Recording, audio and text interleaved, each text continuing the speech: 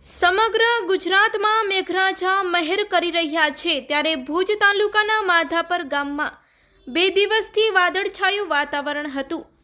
આની વચ્ચે આજે સવારે માધાપર ગામમાં ધીમી ધારે વરસાદ જોવા મળ્યો હતો।